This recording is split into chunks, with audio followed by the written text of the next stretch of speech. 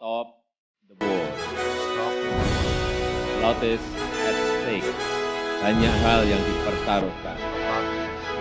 Perang hanya akan menyengsarakan rakyat.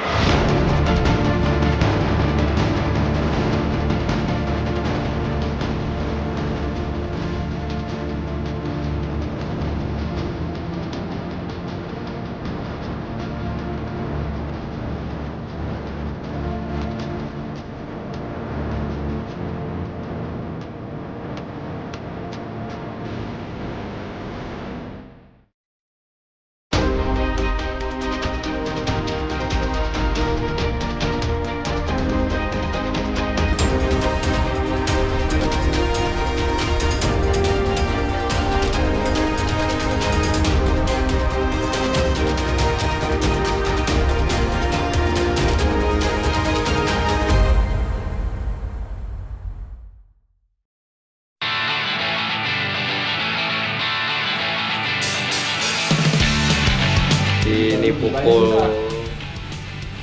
2:40.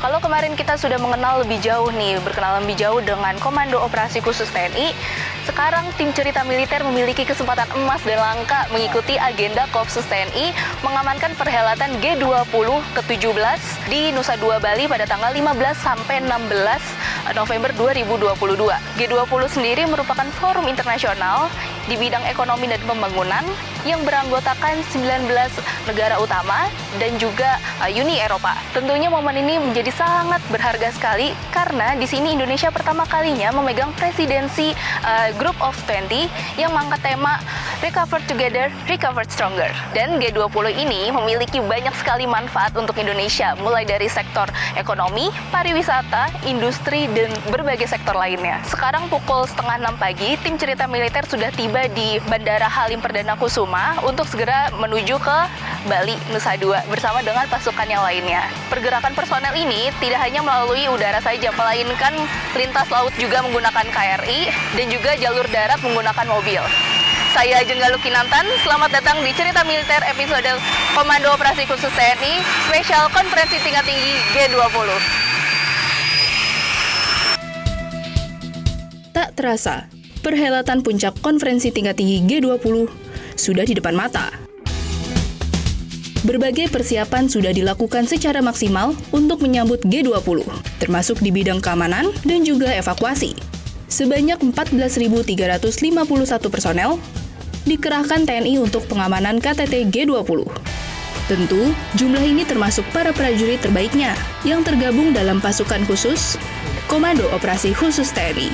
Kopsus TNI merupakan gabungan pasukan elit dari 3 matra, yaitu Satuan 81 Kopassus, Tasemen Jalamangkara, dan juga Satuan Bravo 90 Kopasgat. Jadi kami secara struktur bagian daripada Kopassus TNI AD. Namun pada saat pelaksanaan tugas seperti saat ini kami lakukan, kami di BKO-kan ke Koopsus untuk melaksanakan bagian tugas pengamanan untuk KTT G20. Tugas pokok yang kami lakukan adalah berada di dekat tempat-tempat acara yang mana kami harus bisa mengantisipasi ataupun secara cepat mengatasi setiap ancaman-ancaman yang bisa terjadi, terutama aksi teror yang mengacaukan atau menggagalkan acara ataupun bisa mengancam daripada VVIP ataupun kepala negara yang memang harus kita amankan.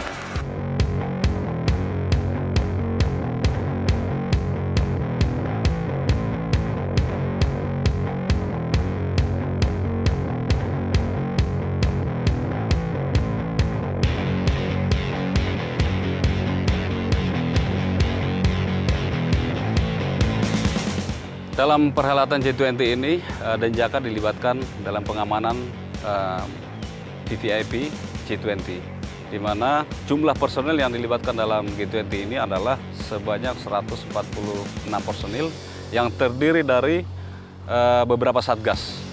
Ya, ada Satgas yang BKO terhadap kepada pasukan pengaman presiden sebanyak 97 personil. Kemudian ada juga yang bergabung dalam Komando Operasi Khusus TNI, Koopsus TNI sebanyak 47 personil. Kemudian ada juga beberapa yang terlibat di BAIS TNI maupun di menjadi SO Presiden Tamu Negara.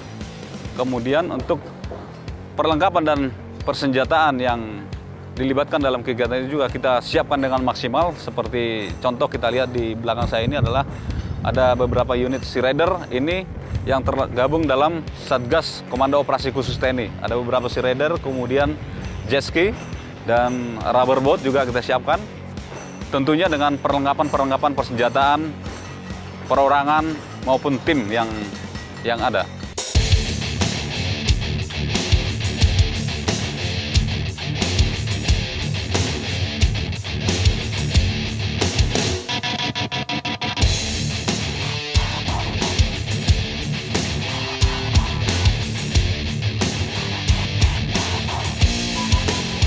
Keterlibatan Satuan Bravo Sembanbu Kopasgat pada pengamanan VVIP G20 tahun 2022 ini kita sejumlah 120 orang, di mana 120 orang itu tergabung dalam 2 satgas.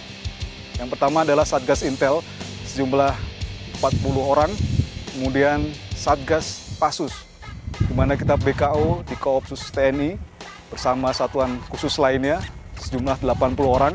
Khusus untuk Satgas Pasus ini, kita terlibat sebagai unsur aksus udara, di mana kita standby ataupun kita menyiapkan diri di base camp kita di bandara untuk mengantisipasi segala kemungkinan ancaman di bandara.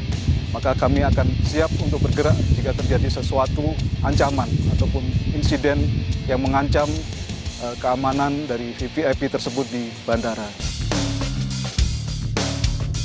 Setelah menempuh perjalanan laut selama kurang lebih 2,5 hari, akhirnya sebagian personel beserta alutsista tiba di Pelabuhan Benoa dan Pasar Selatan Bali. Sebagian besar alutsista dan kendaraan tempur Kopsus TNI diberangkatkan ke Bali dengan menggunakan KRI Dr. Wahidin Sudiro Husodo.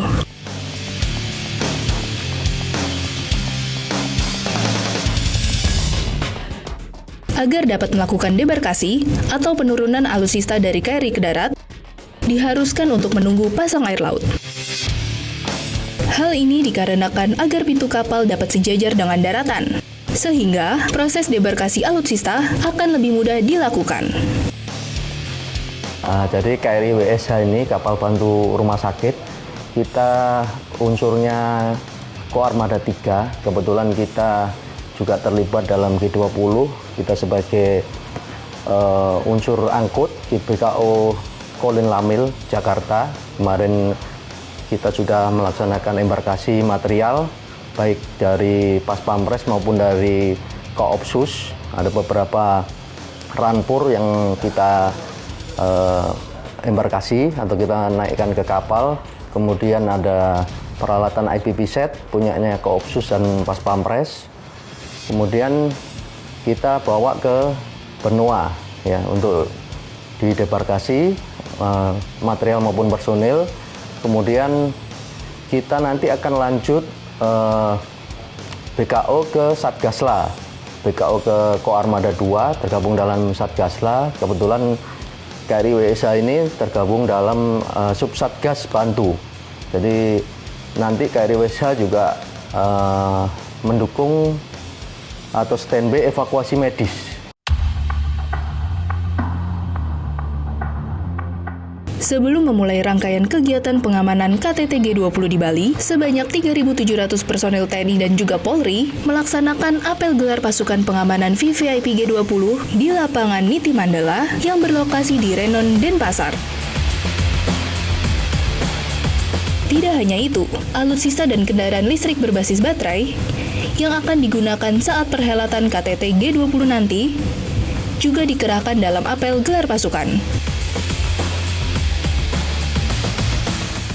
dipimpin oleh Panglima TNI Jenderal TNI Andika Perkasa dan juga Kapolri Jenderal Polisi Listio Sigit Prabowo. Apel gelar ini bertujuan untuk meninjau kesiapan seluruh pasukan yang tergabung dalam Komando Gabungan Terpadu Pengamanan.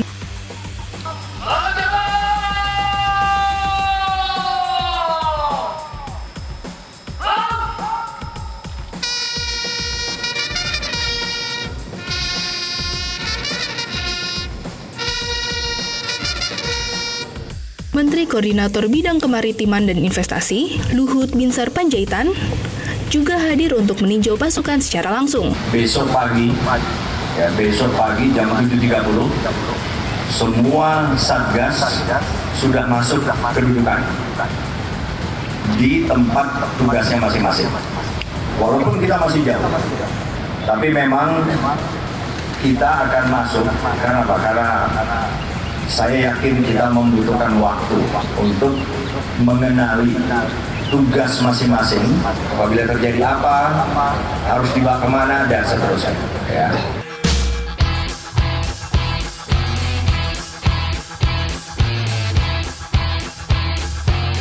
Dan saya minta pada Panglima TNI dan Kapolri, kita semua bersatu padu. Tidak ada yang boleh merasa lebih hebat dari yang lain. Karena ini adalah pekerjaan teamwork kita semua. Negara kita ini negara hebat. Kita harus bangga menjadi warga negara Indonesia. Bangga menjadi TNI. Mau bangga juga menjadi Polri. Jadi saya titik betul itu. Jadi pengamanan ini sekali lagi at all cost harus aman. Jadi saya minta Panglima TNI dan Kapolri tidak ada celah kita membuat kesalahan. Saya minta sebagai seniormu yang saya sudah pensiun, dan saya tidak ingin sampai kita tidak mampu mengamankan pekerjaan besar ini.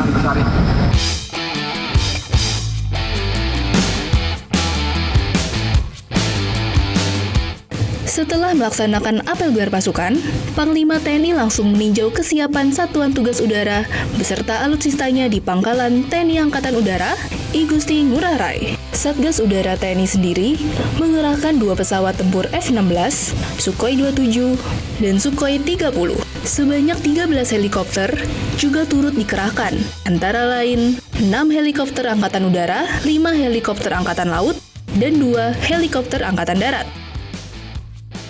Jadi di sini sudah ada dukungan alutsista dari Angkatan Udara, yaitu ada dari helikopter Skadron 45, yaitu Skadron VIP dan VVIP. Lalu ada juga di sini dukungan evakuasi medis dari Skadron 6. Dan di sebelah sini juga ada dari dukungan tempur, yaitu helikopter dari Skadron Udara 8. Dan juga di belakang sudah ada helikopter SAR dari Basarnas.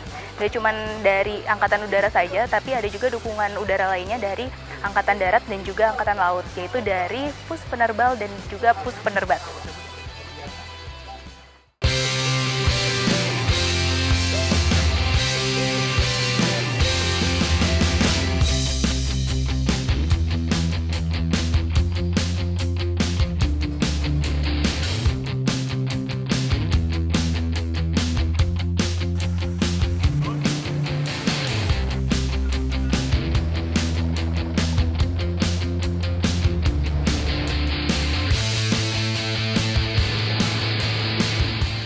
Ingin miliki official merchandise dari program Cerita Militer?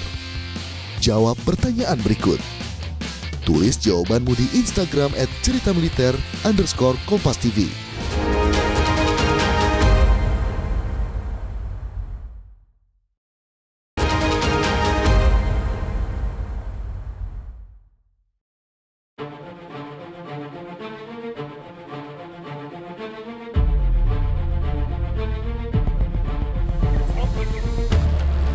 Agar semakin siap melakukan pengamanan di KTT G20, pasukan Kopsus TNI melaksanakan simulasi pengamanan anti-teror yang berlokasi di Pulau Serangan, yakni di Kampus UID, Nusa Dua, Bali.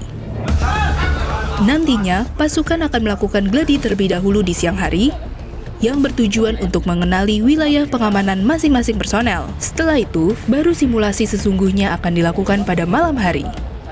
Dalam pengamanan G20 ini ada beberapa skenario karena kita antisipasi semua. Tidak hanya mungkin dengan adanya sandera, tapi dengan mungkin sabotase, dengan hal-hal yang memang mengganggu ancaman negara kesatuan Republik Indonesia, terutama mengganggu keamanan yang sifatnya khususnya yang saat pelaksanaan G20 ini kita harus cepat bertindak atau cepat mengatasi ancaman tersebut. Kita kumpul di tempat biasa.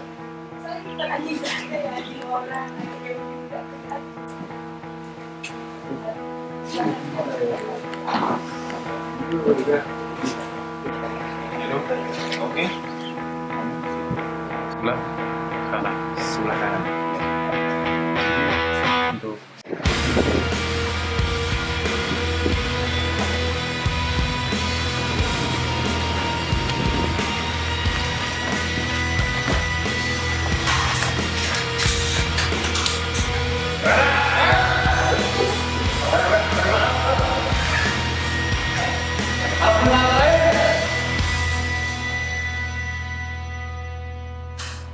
Bos, gedung sudah kami kuasai. 6 orang sudah kami amankan. Kami akan kirimkan video untuk pemerintah Republik Indonesia. Oke, baik bos. Untuk pemerintah Indonesia, kami dari MIT, POSO, kami telah menahan penyelenggara dan delegasi G20. Kami menuntut agar rekan kami yang ditahan oleh pemerintah dibebaskan dalam 1 kali 24 jam. Kalau tidak, satu persatu akan kami eksekusi dan G20 akan kami gagalkan. Dengarkan itu. Dalam latihan ini, diskenariokan pasukan melakukan penyergapan dan pembebasan sandera aksi terorisme, di mana para pejabat dan seluruh kepala negara sedang melangsungkan kegiatan. Latihan ini diawali oleh serbuan dari udara, oleh pasukan Sat 81 Kopassus dan juga Sat Bravo 90 Kopasgat. Sekarang saya berada di dalam pesawat CN295 dan di sini saya sudah bersama dengan pasukan pengamanan G20. Nantinya mereka dari CN inilah, dari pesawat CN ini mereka akan melakukan penerjunan serbuan udara, simulasi serbuan udara dari ketinggian 6.000 feet. Ada sekitar 16 orang yang akan melakukan terjun udara, yaitu 8 orang dari Sat Bravo 90 Kopasgat dan juga 8 orang dari Sat 81 Kopassus. Bisa dilihat di belakang saya ini, mereka sudah bersiap dengan perlengkapannya dan bersiap untuk terjun.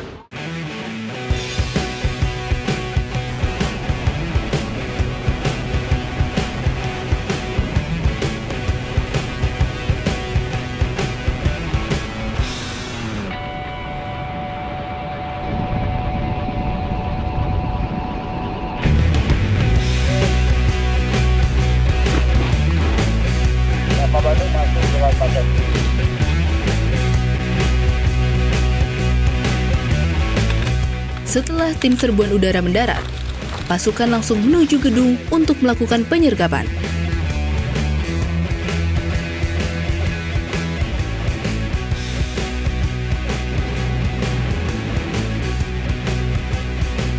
Di saat yang bersamaan, dari arah laut, pasukan Denjaka dengan menggunakan Sea Rider langsung menuju pusat listrik untuk melakukan sabotase listrik. Setelah listrik padam, seluruh pasukan langsung menyerbu gedung menggunakan alutsista dan kendaraan tempurnya. Seperti Sat 81 Kopassus yang menggunakan kendaraan taktis, yang melakukan penyerbuan dengan teknik fast roping dari helikopter. Sebagian pasukan langsung menuju ke lantai 2, di mana diskenariokan Sandra berada di salah satu ruangan lantai tersebut. Setelah berhasil menyergap teroris, pasukan pun membebaskan Sandra dan membawanya keluar gedung untuk diamankan.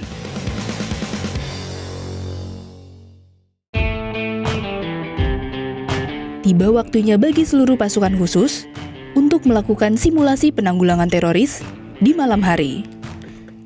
Sebelum melaksanakan simulasi, seluruh pasukan melakukan ibadah dan makan malam bersama di dalam gedung UID. Hal ini merupakan salah satu upaya untuk mempererat rasa kebersamaan agar simulasi malam ini bisa berjalan dengan lancar.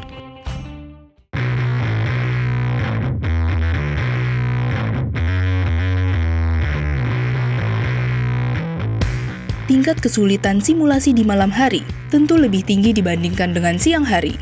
Karena itu, seluruh pasukan harus sudah benar-benar menguasai medannya masing-masing, berbeda dengan latihan di siang hari.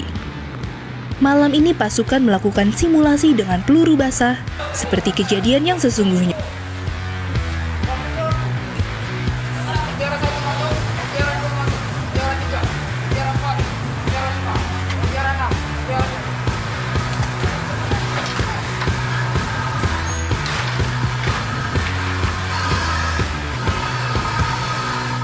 Menko Marves, Panglima TNI, serta Kepala Staf TNI Angkatan Darat juga turut menyaksikan langsung simulasi kali ini.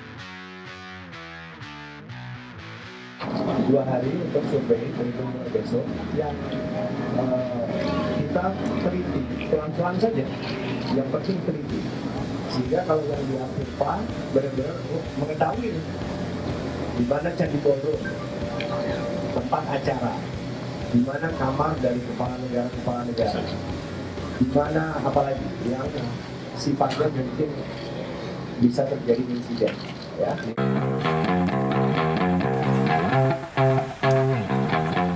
Panglima sudah memberikan arahan mulai dari besok secara detail. Kita harus sudah tahu tugas fungsi masing-masing perorangan, masing-masing kelompok hingga perorangan tahu persis apa yang harus dilakukan. Dan juga akan cek dan sebelum cek saya pasti harus melakukan. Salah satu rangkaian persiapan final KTT G20 adalah mematangkan strategi pengamanan melalui Tactical Floor Game. TFG sendiri merupakan simulasi pengamanan di atas maket, sehingga pasukan yang bertugas dapat menghadapi ataupun mengantisipasi kejadian yang tak diinginkan. Dalam TFG kali ini, diskenariokan ketika berlangsungnya KTT G20, terjadi bencana alam gempa bumi. Presiden Republik Indonesia, Joko Widodo, meninjau secara langsung TFG ini untuk memastikan keamanan seluruh delegasi KTT G20. Presiden Jokowi berpesan agar seluruh pasukan bekerja secara detail dan tidak boleh ada kesalahan sekecil apapun. Dengan kondisi yang ada, maka kami melakukan upaya-upaya atau strategi-strategi. Yang pertama adalah kami meletakkan atau mendeploy kekuatan-kekuatan kami di tempat-tempat yang strategis. Pertama. Yang kedua, kami juga kombinasikan dengan pemanfaatan teknologi. Bapak Presiden juga menyampaikan beliau mempunyai pengalaman melaksanakan KTT di suatu negara, adanya demo sehingga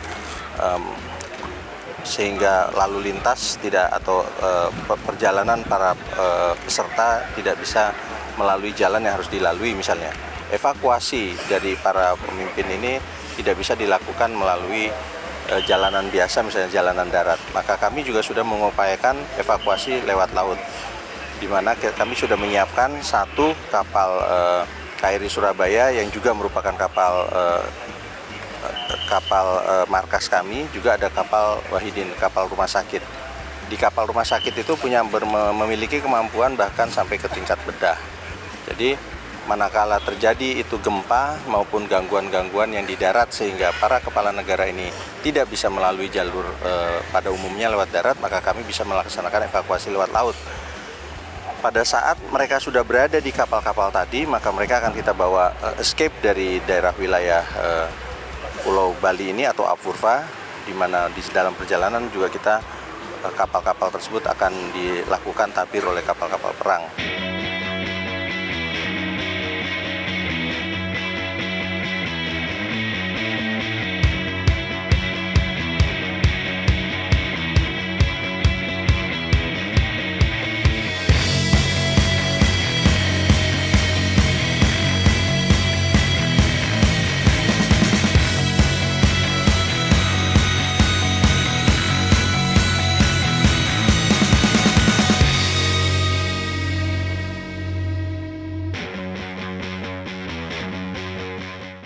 Ingin miliki official merchandise dari program Cerita Militer? Jawab pertanyaan berikut. Tulis jawabanmu di Instagram @CeritaMiliter_KompasTV.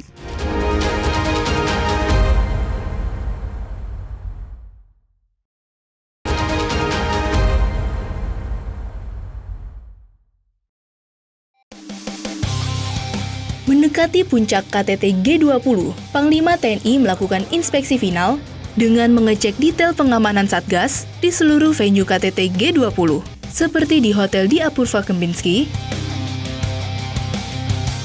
Taman Hutan Raya Mangrove, dan juga Taman Budaya Garuda Wisnu Kencana. Nantinya, seluruh pengamanan di darat, laut, dan juga udara akan dipantau secara langsung melalui Command Center. Kopsus TNI sebagai komando dari 3 matra nih pasukan khusus yang juga bertugas menjaga pengamanan G20.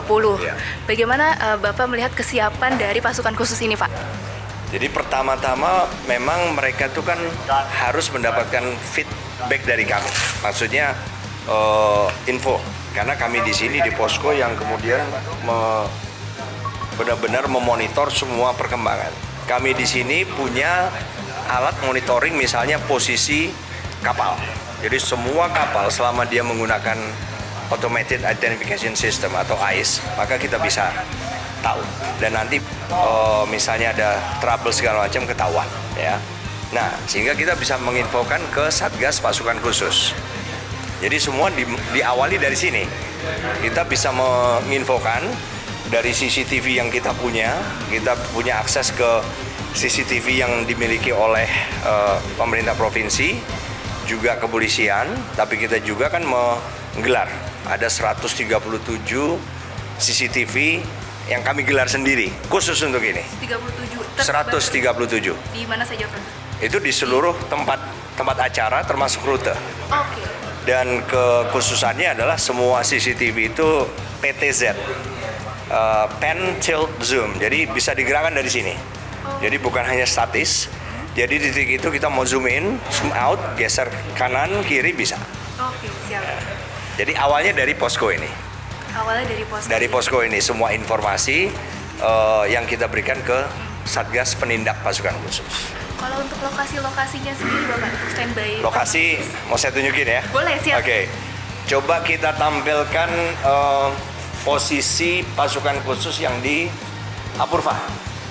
Nah, ini Mbak, ini adalah yang di Apurva. Di Apurva yang kekuatan besarnya ada di sini.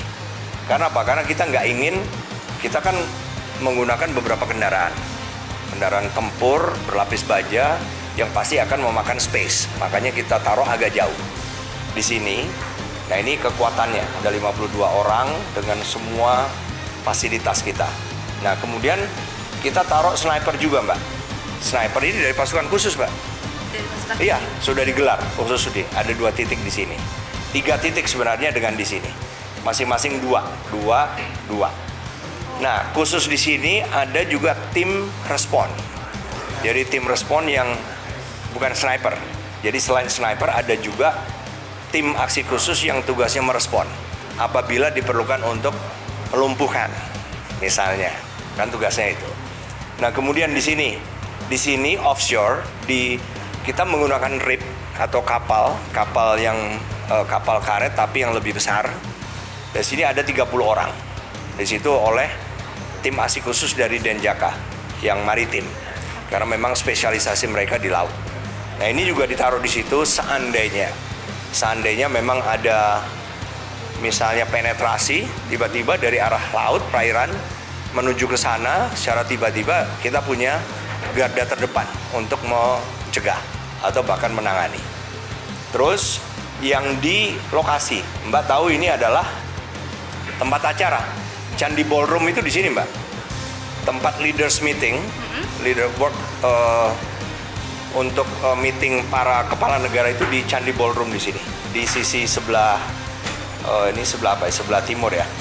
Nah, di situ kita siapkan juga ada 5 personel dengan perlengkapan lengkap.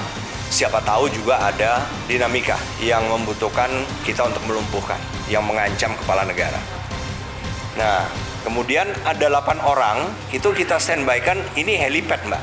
Helipad ini diperlukan siapa tahu kita harus mengevakuasi, khususnya kepala negara.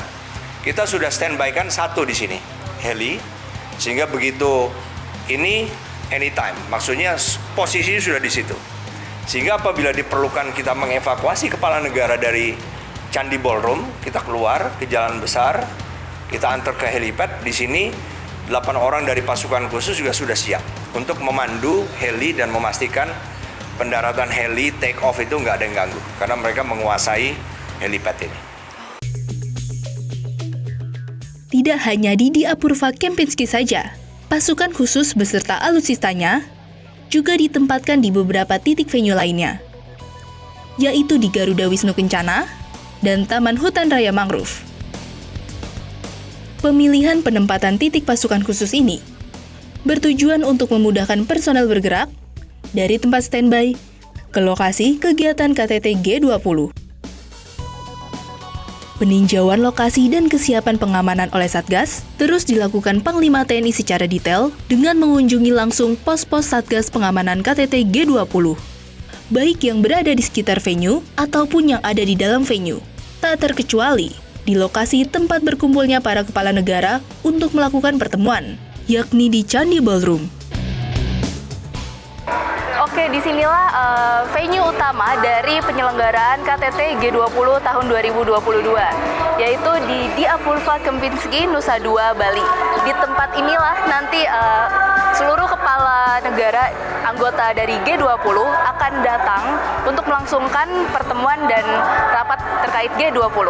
Di Apurva Kempinski sendiri merupakan hotel berbintang 5 yang bertaraf internasional dan baru diresmikan pada tahun 2019. Hotel ini memiliki arsitektur yang tradisional, modern, sangat erat dengan ciri khas dan prinsip hidup masyarakat di Pulau Dewata. Dan di tempat inilah Satuan 81 Kopassus yang juga tergabung dalam Kopsus TNI standby untuk melakukan pengamanan, yaitu di Hotel Apurva Kempinski, Nusa Dua, Bali.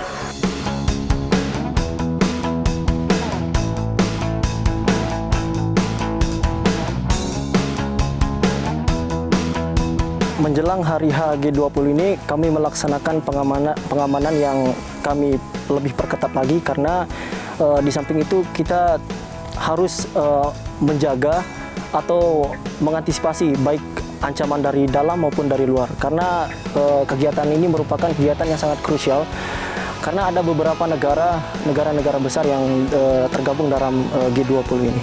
Jadi secara singkat kita harus melaksanakan pengamanan secara maksimal.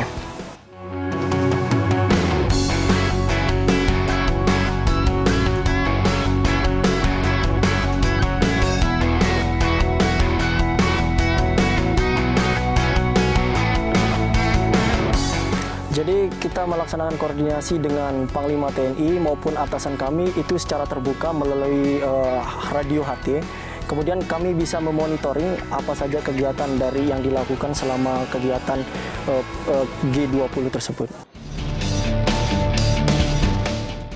Jika dalam pelaksanaan KTT G20 terjadi suatu kejadian yang tak diinginkan, maka hal utama yang harus dilakukan adalah menyelamatkan seluruh pimpinan negara beserta delegasinya. Berbagai prosedur evakuasi sudah disiapkan oleh Satuan Tugas Evakuasi, baik melalui darat, laut, dan juga udara.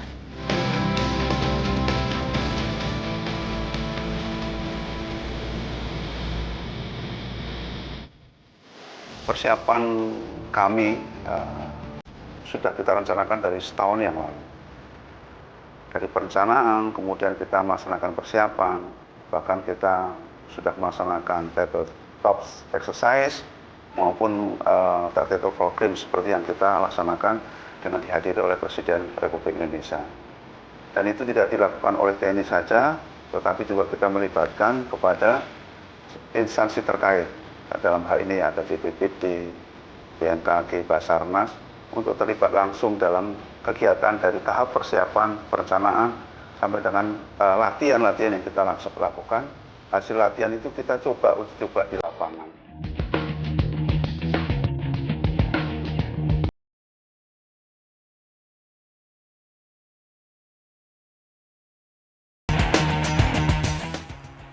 Kita ketahui bahwa Bali itu dilalui lempeng Eurasia, Pasifik, sehingga itu menempatkan Bali pada posisi rawan bencana alam, khususnya gempa bumi dan tsunami.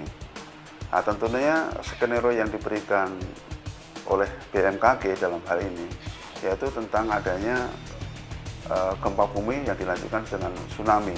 dengan ketinggian gelombang lebih kurang 10 meter. Nah, tentunya hal ini memberikan kita suatu langkah antisipasi bagaimana apabila itu terjadi. Itulah yang menjadi concern kita dalam melaksanakan kegiatan antisipasi bencana alam dalam rangka evakuasi VVIP. Saya sampaikan di sini bahwa evakuasi itu ada 3. Pertama adalah VVIP yang menjadi tanggung jawab Satgas evakuasi, kemudian VIP oleh Satgas kepolisian, yang Satgas evakuasi yang dibentuk oleh kepolisian, dan yang ketiga adalah masyarakat.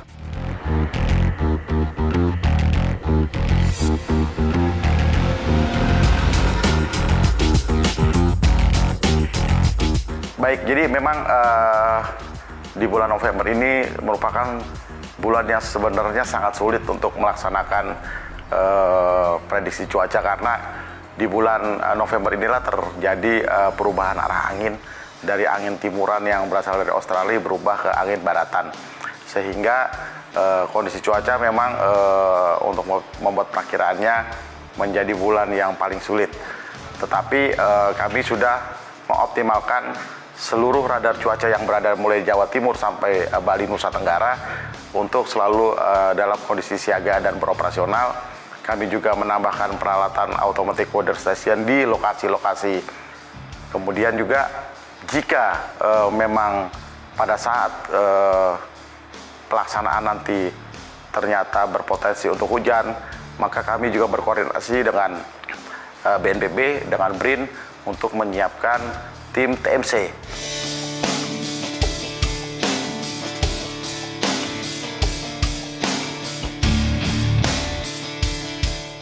Jadi kita di BPBD Provinsi Bali jadi bertugas dalam Satgas evakuasi, khususnya Satgas evakuasi untuk masyarakat.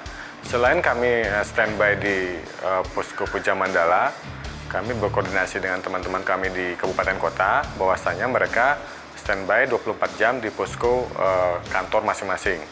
Jadi jika ada bencana, baik bencana gempa bumi maupun tsunami, apalagi di bulan November ini, ancaman utama kita adalah bencana hidrometeorologi. Jadi segala personil, kita ada TRC sekitar 400 TRC dan tenaga kesehatan sekitar 100 orang, itu kita standby-kan. Begitu juga tentang kesiapan logistik dan peralatan seluruh BPBD Kabupaten Kota, termasuk kami di Provinsi, disupport juga oleh teman-teman dari BNPB.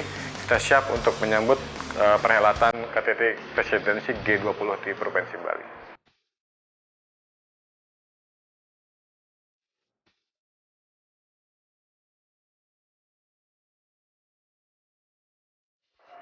Untuk mendukung penyelenggaraan KTT G20 ini, Basarnas mengerahkan 150 personil.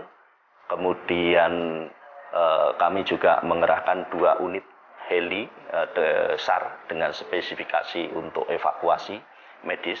Kemudian juga 2 unit kapal KN SAR Wisnu dan KN SAR Arjuna. Didukung juga kapal-kapal cepat yang ada di Bali. Kemudian kami juga menempatkan tim yang siaga di Pelabuhan Lembar di Nusa Tenggara Barat dan juga di Banyuwangi dan juga Surabaya.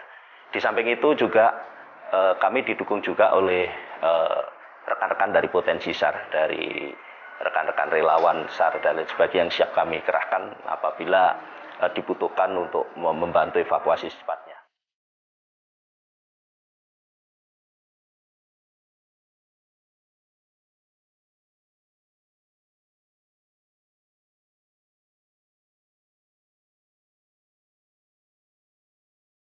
Ingin miliki official merchandise dari program Cerita Militer? Jawab pertanyaan berikut. Tulis jawabanmu di Instagram @CeritaMiliter_KompasTV.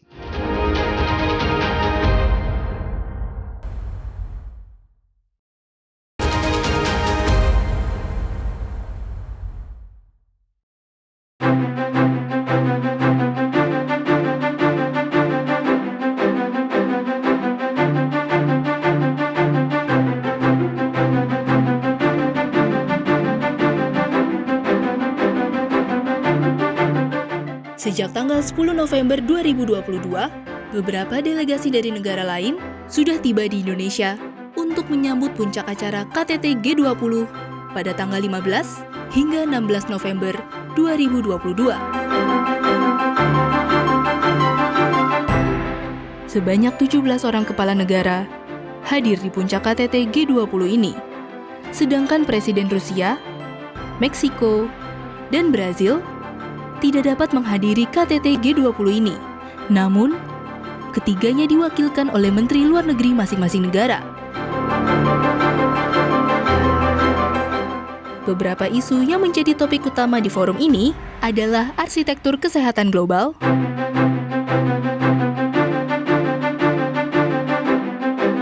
transformasi digital ekonomi, dan transisi energi berkelanjutan.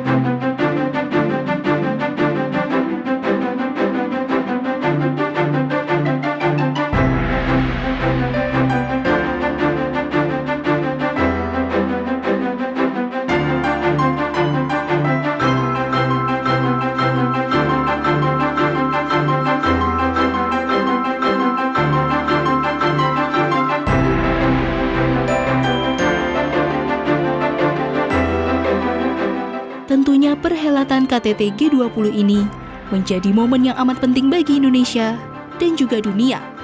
Tak terkecuali bagi tim cerita militer yang berkesempatan meliput pasukan khusus dalam pengamanan KTT G20.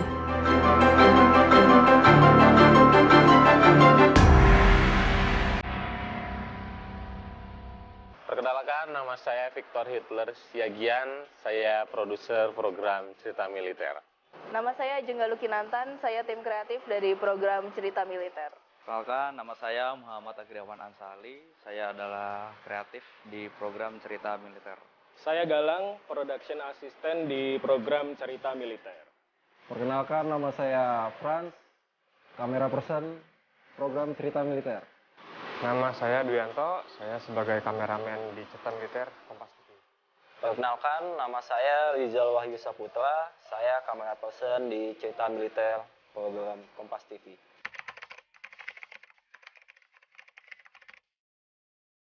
Yang pastinya saya senang, saya bangga, saya bisa melihat langsung bagaimana pasukan spesial dari 3 matra, dari Angkatan Darat, Angkatan Laut, Angkatan Udara berkolaborasi untuk menjaga dari awal kedatangan sampai akhir acara G20 ini selesai digelar di Indonesia.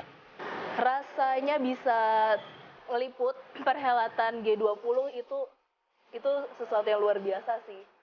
Sangat senang dan juga bangga karena seperti yang kita tahu Indonesia mungkin akan menjadi tuan rumah dari G20 nanti 20 tahun lagi, dan sekarang kita mendapatkan kesempatan untuk meliput secara langsung dengan mengikuti dari Kopsus TNI.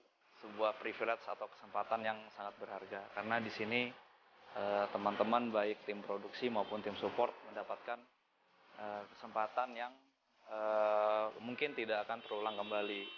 Apalagi pada saat ini di event G20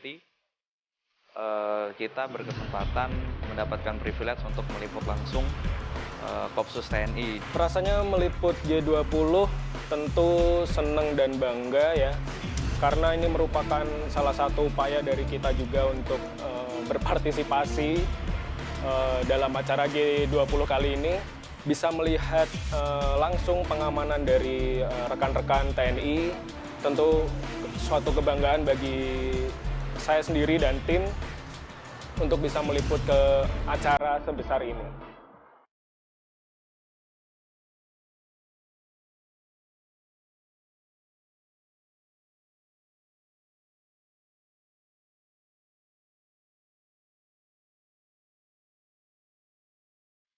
Rasanya yang pasti senang, seru, karena ini event internasional dan diadain itu bakal 20 tahun lagi untuk di Indonesia sendiri.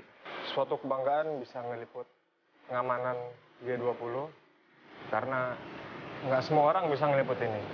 Perasaan saya bisa meliput G20 ini, saya bangga karena event ini adalah event internasional dan tidak semua orang bisa untuk meliput meliput dan mendapatkan gambar-gambar yang telah terjadi di event ini.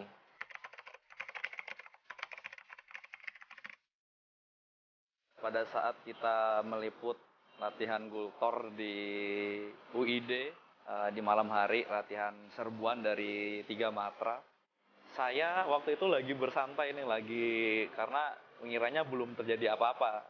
Terus tiba-tiba datang serbuan, itu tiba-tiba situasi kayak mencekam. Karena walaupun simulasi, mereka sudah menggunakan peluru, walaupun pelurunya bukan peluru basah.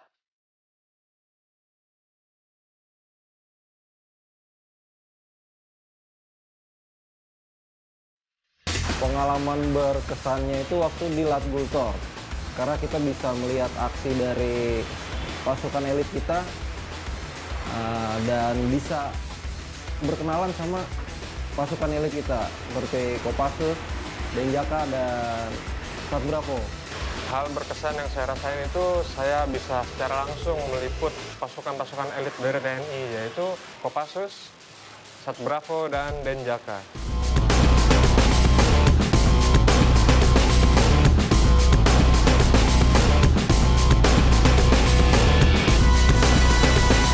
Hal yang berkesan kebetulan kalau buat aku pribadi itu ada beberapa.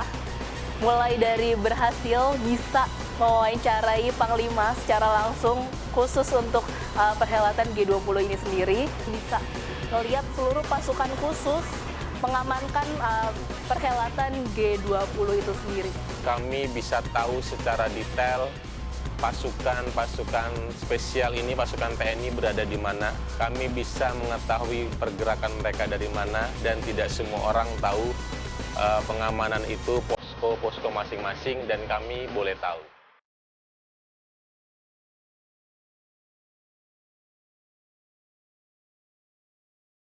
Salah satu mungkin ya hal yang berkesan yaitu bisa mewawancarai langsung Panglima TNI Andika Perkasa. Dia mengarahkan langsung, dia menjelaskan langsung bagaimana anggota-anggotanya mengamankan acara ini agar berjalan aman dan lancar. Hal yang berkesan buat saya, kemarin saya bisa ikut terbang bersama Kopasgat dan Kopassus melihat bagaimana free fall dari atas pesawat secara langsung.